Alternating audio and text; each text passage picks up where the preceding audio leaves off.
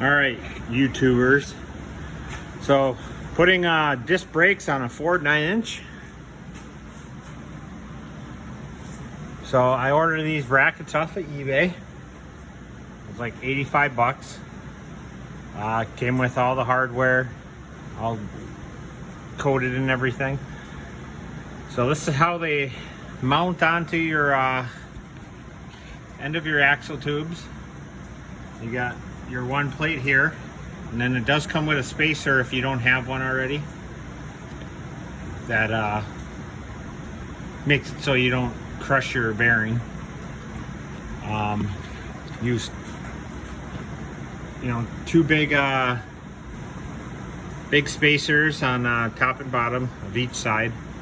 Use the longer bolts. I didn't use washers on this side because I don't have very much room between this part and the rotor. I actually had to machine it out. Comes with lock washers or lock nuts, and then I put the washers on this side. Make sure you put these little bungs, I guess. It just makes the thread engagement longer. Just put them towards the outside because the caliper sits flush on this side with them. And then as far as my rotors go, it was out to here, and I machined all this off to basically clear the heads of the nuts or the bolts. It didn't have very much clearance. The bracket didn't hit the rotor itself, but once you put the bolt heads on there, those were right into it. So once I machine those out,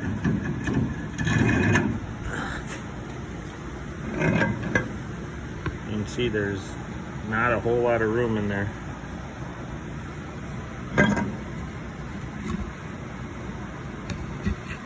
So is now. And then as far as calipers, I went to O'Reilly's. This is the part number on the calipers. There's a left and right, so if you get this one, and I believe this is the right one, then you would have to get the left one. And as far as the brake hoses, those are the brake hoses I used. Two of the same ones. They're nice because how this part goes on, it comes on an angle instead of straight out, so you got a little more clearance. All the banjo bolt and washer came on the caliper.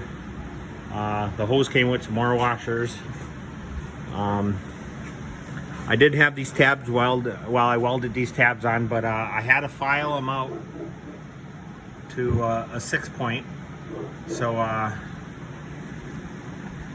the end of the hose can go on. The hose has 5 points and then half a curve right there. So if you file it on 6 points, you can orientate it so the hose ain't all bound up and everything.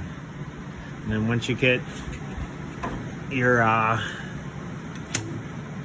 caliper all mounted, mine comes kind of close to the axle tube, but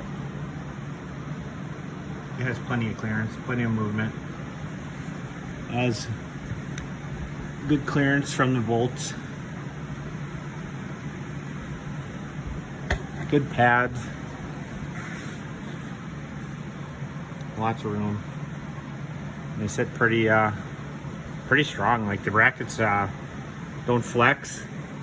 Once you tighten the bolts up, they pretty much go right into the spot they need to be, and they're sturdy. So I don't think you need to see me hook up a brake line and get that tight. Just make sure when you tighten stuff, you don't strip it out.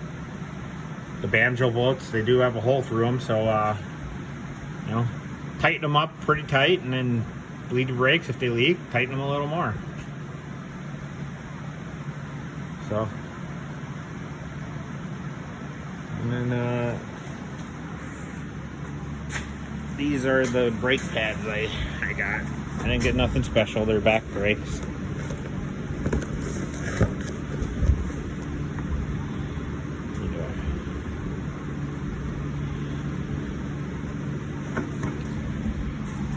And this is going on a 2000 S10.